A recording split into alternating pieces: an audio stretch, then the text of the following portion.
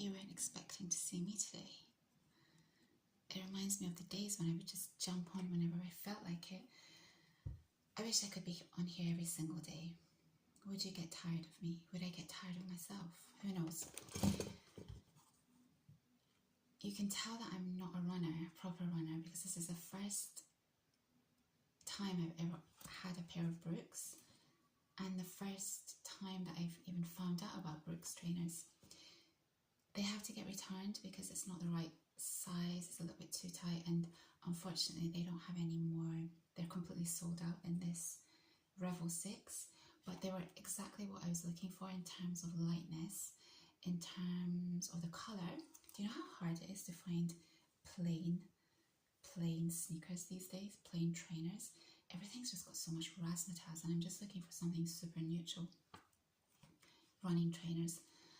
And the other issue is that it doesn't have a protective section here that the New Balance have, which stops this mesh area ripping easily.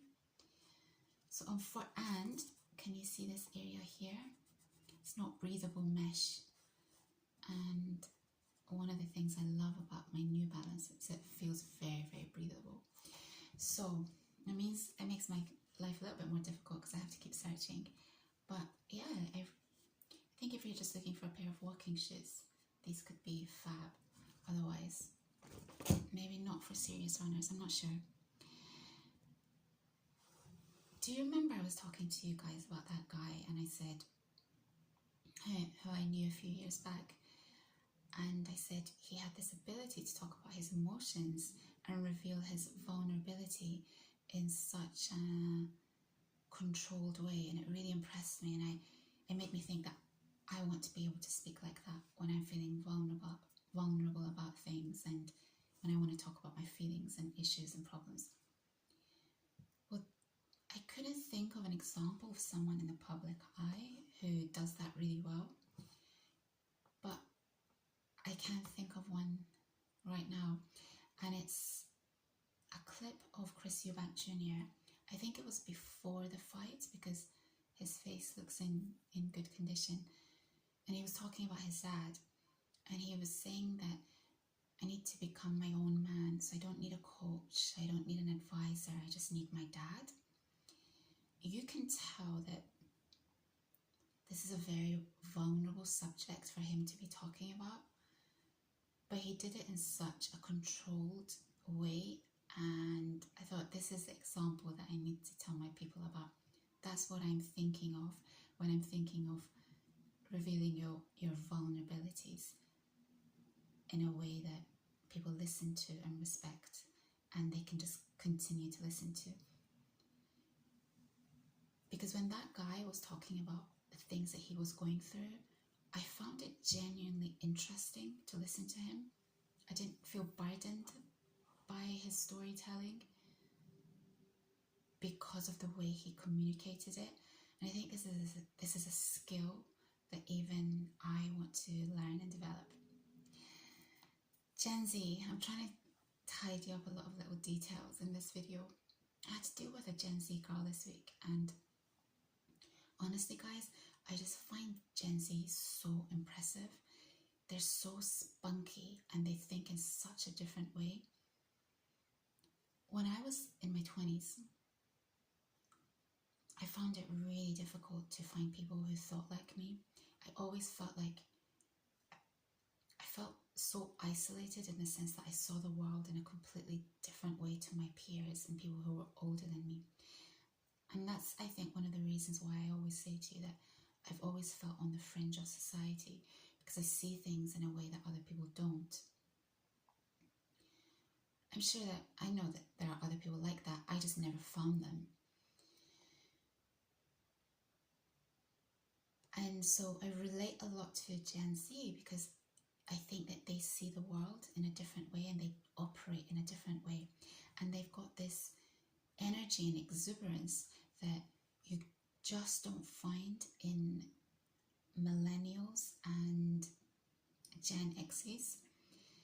There are two groups of people that I really enjoy dealing with. Gen Z, hands down, easily my favorite group to deal with. And then the boomers, I would say, because the boomers, they're now at retirement age. They've learned a lot about life. They've chilled out. They're just mellow, and they're easy to deal with as well because they're mellow. It's this group in between that can be stuffy, I would say. And maybe when you listen to my opinions about life, you think, perhaps you think that I can be quite stuffy, good manners and dressing the right way and treating people well and all these kind of things. But I'm actually considered very unconventional. And I think that's what I always struggled with when I was younger. Sadly, I didn't fight it, as in, I didn't let the world see how unconventional I was. I didn't think the world was ready for me, or maybe I wasn't ready to show that side of me to the world. But the problem with that is those are the people who should be showing that side of themselves to the world, because the world needs those kind of people. And it makes me sad when I think about how I lost that opportunity to be that person authentically to the world, because it was just it makes me sound really old, but before Gen Z came along, things were just done in such an old-fashioned, stuffy, and rule-following way, which I've always struggled with. Bureaucracy is one of my biggest dislikes, which might also fascinate you because I lived in Japan for quite a while and they follow the rules. And I can't explain that to you. To this day, I'm not able to explain that to you. I think Japan was an amazing thing for me. At the same time, it did take away that unconventionalness to a certain extent. So I think with Japan, you either have to go and stay for a short period of time and then bounce, or you just have to be completely yourself and not worry about changing things or going against the status quo. Will you be accepted into the society if you do go against the status quo? Probably not, but do you care? Do you care about being accepted by society? People who achieve things, great things, they are not concerned about what society thinks of them. They're always going against the grain. And this is why I love Gen Z. They're constantly going against the grain. I often think I was born at the wrong time, but at the same time, I think if I'd been born in the Gen Z era, maybe I would have been... there are downsides to the Gen Z era in that, and it's not their fault. It's just all the technology has been great for them, but at the same time, it has been really distracting for them as well. It's given them, there's a lot of noise around technology. So good and bad, but overall, I can just be myself with Gen Z. Do you remember the guy that I mentioned a few weeks back?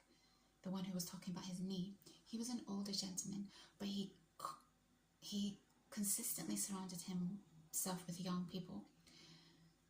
And he was maybe not a boomer, not quite a boomer, probably just under. But he was so spunky and so fun and so gregarious, and he asked so many questions. Like, he was genuinely interested in how I thought about things. And you never get this with millennials, X's, Gen Xers, and boomers. It's very rare for you to come across people like this man. He really impressed me, and I thought, he stayed young because he's completely stayed true to himself, and he's open and willing to learn from younger generations. He actually cares about how they think on things, and there was no arrogance. And there was another young person there. I met him on 2 occasions, and on both occasions there were a couple of younger people there. And he was curious about all our thoughts on things. So I think that's the key. What happens with millennials and Gen X's is that I think part of it is that they've been trained to follow the rules. Part of it is that they don't know any other way. It's ingrained in them to follow the right path that was taught to them. And also, I think they have so much responsibility on their shoulders, raising kids, having partners, having to deal with mortgages, all this kind of stuff, that they lose their hunger and they lose their va-va-voom. I wish I could just deal with Gen Z all the time, and I'm looking forward to a day where they just take over everything. They're efficient, they do things, they're just impressive, they're so impressive, and I'm excited about the future with Gen Z running the show. Yeah, so that was Gen Z. Sure, there was so much other stuff that I want to talk about. 11 minutes. Give me a second, you guys. Oh, my story. Yesterday's story. That got cut off. Okay, so I was talking about how I can't remember the point of my story, but I'm sure it will reveal itself. It's not even that major. I don't think it's that interesting of a story, but it was interesting to me. I am fascinated by people. I should have worked in a field, I think, where I was just observing people. I should think some kind of, I don't know, what are the jobs where you're just observing people and coming to conclusions about people? I'm genuinely interested in people. And I was leaving Japan. I can't remember when it was that I was leaving Japan. Anyway, I was leaving Japan and I had to get my taxis sorted out. And I was living in Abyss. That's why my channel is called. Someone once asked me a really good question: why is your channel called The Girl 150 Abyss? And I said to them that actually originally I wanted my channel to be called The Girl 150-0013, because 150-0013 was my postcode in Tokyo. It's the Abyss Ku. Ku means area, ward. It was the Abyss area postcode, but YouTube wouldn't give me that. So I ended up deciding on the Girl 150 Abyss, like half the postcode, and indicating that Abyss was where I lived. Because I was living in Abyss, you were under the ward of Shibuya. So I had to go to the Shibuya municipality, and it's a really big ward office where all the local stuff gets done. Everything related to that area gets done. And I wasn't looking forward to going and getting this sorted, because I'd left it on the wire. I was on the wire with it. I'd left it last minute, and I just didn't think it was going to get done. And there was a worry that I'd be leaving Tokyo without these tax documents. And I think there was some tax rebate involved as well. I had to get some funds back, if I remember correctly. And with Japan, obviously I can't talk about tax stuff in Japanese. So I knew that I'd have to deal with someone who spoke English to a decent level. And I was anxious about that as well, because in the government offices, you tend to find people who actually can speak English, but they're so shy or so conscious of speaking in English that they always say, I can't speak English, or they avoid speaking in English. So there was that too.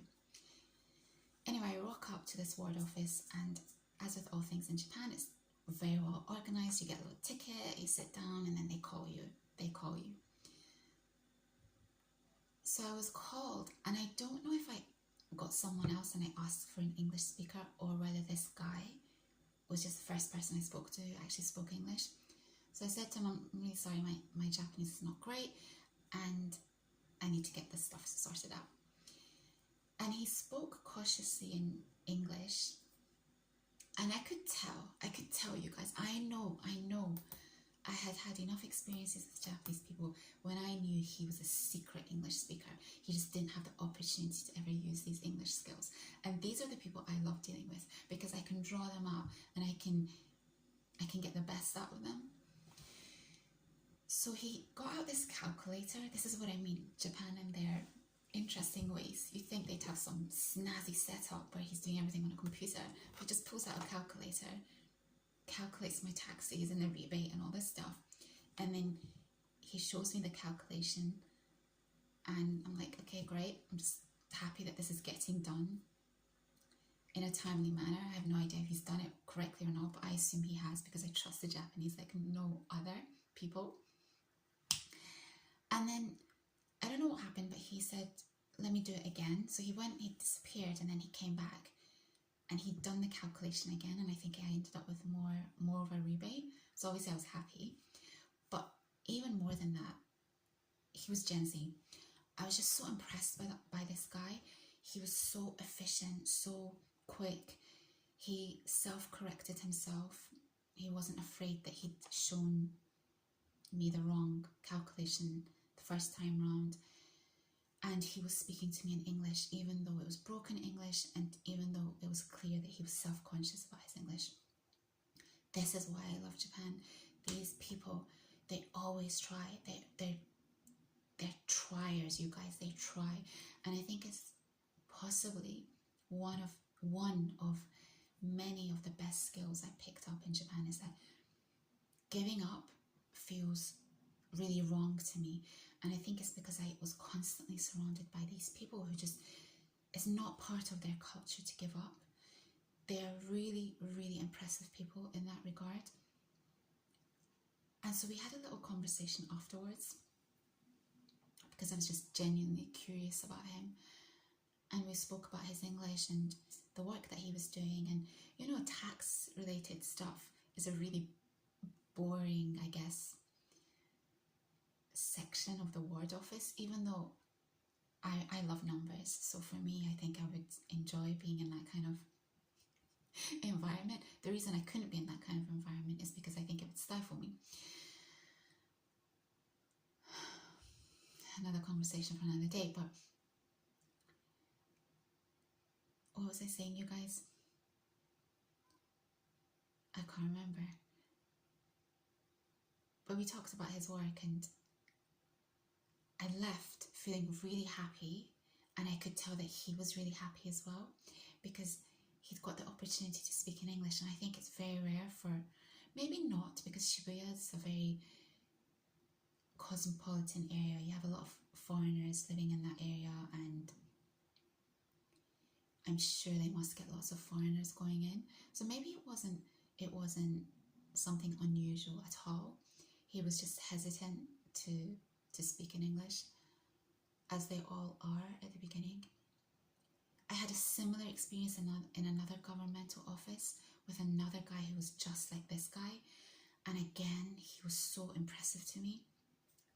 Gen Z. Well, at the time, I guess he wouldn't have been Gen Z, but younger than me. So I don't know. It's always the younger generations that are just so different and cool and impressive. And I want to learn as much as I can from them. You know, there are some people who have a lot of ego as they get older, or they become fixed in their ways. And I try really hard to always break down these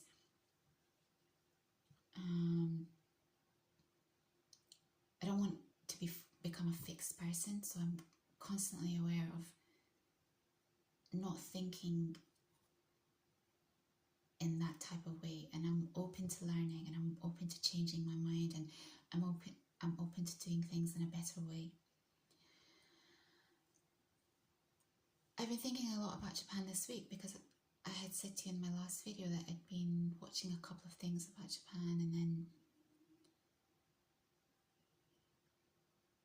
recently someone was aware that I'd lived in Japan. I never talk about the fact that I live in Japan. I talk about it a lot here, but when I deal with people on in the outside world, they're never really aware of unless they're looking at my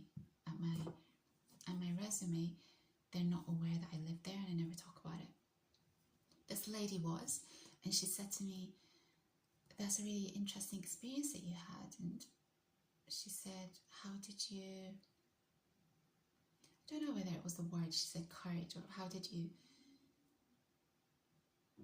get that courage to go, or whatever. And I said, when I always think back on it, never see it as that big a deal. That's just the kind of person I was. And I think when you're young, you're just that kind of person. You just want to do things. You want to do interesting and exciting things.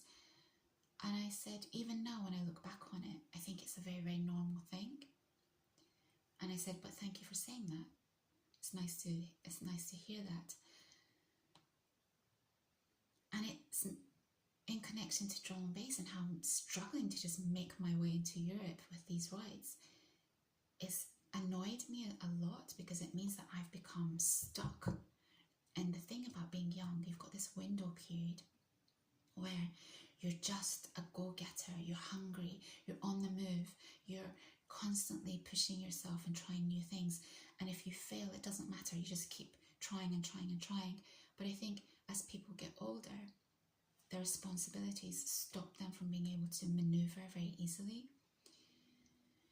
And I think my frustration with myself is that I'm very lucky in that I don't have those responsibilities at the moment. Like, I don't have a child, I don't have a partner, I don't have these things that stop me from just doing the things I want to do. So you've got to stay hungry, you've got to stay alive, you've got to stay open-minded. This week I had to deal with a company. I cut it. I told you the story at the beginning of my last video, and I thought, I don't want to talk about things that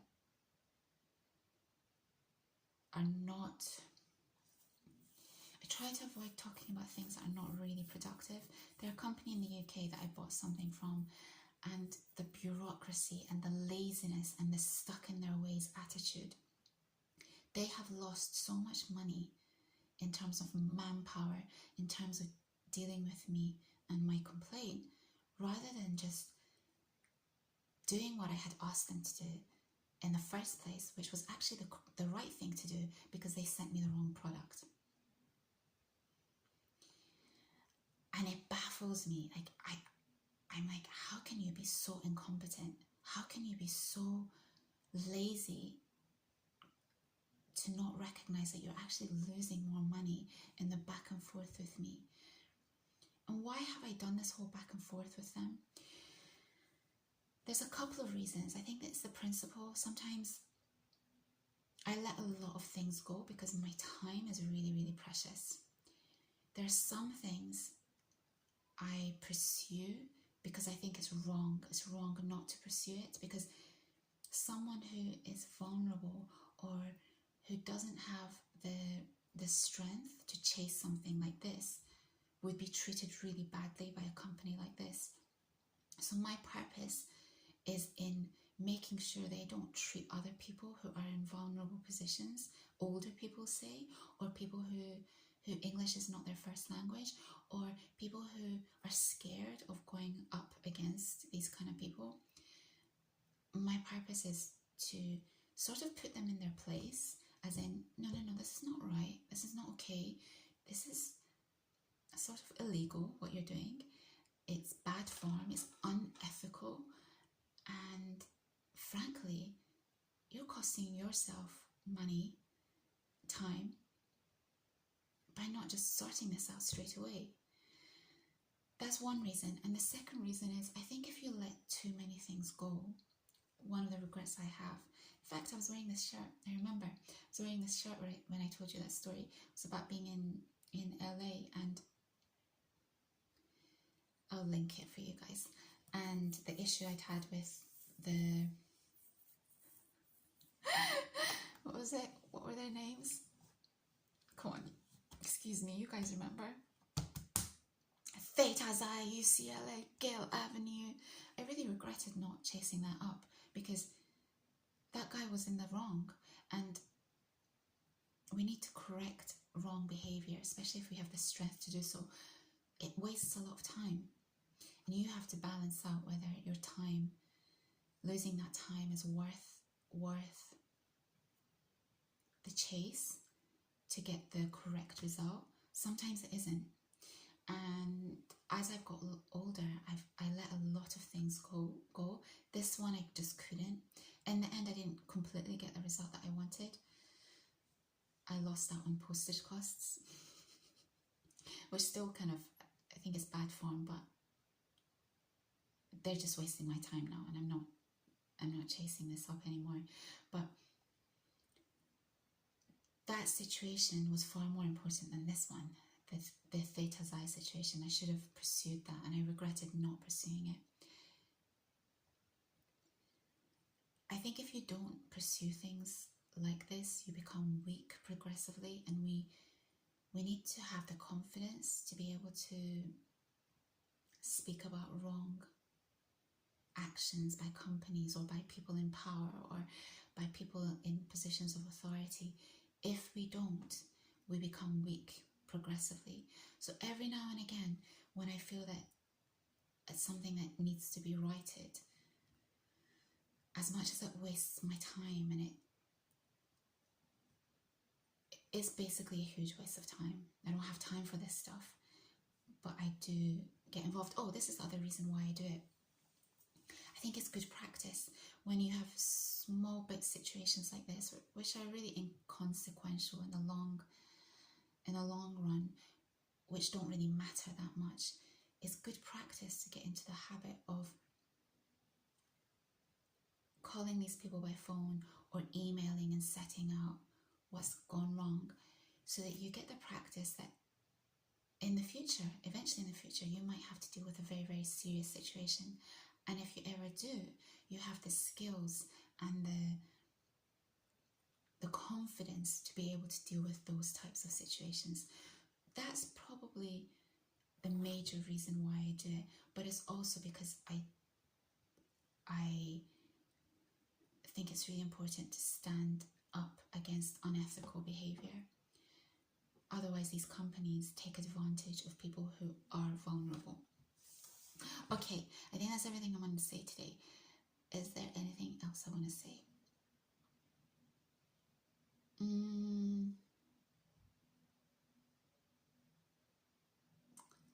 That's all I can think of for now. There's a film that I want to watch this weekend. It's a French film about the inconceivables. That's not it. The incompatibles. I don't know. It's a film about a gentleman who's paralyzed, and he's a very, very wealthy gentleman, and he needs to hire a nurse to look after him. And he hires this, I think the character is originally from Senegal, moved to France, and this bond and this relationship develops between these two. And he really brings out this disabled man's joy for life. It reminds me a little bit of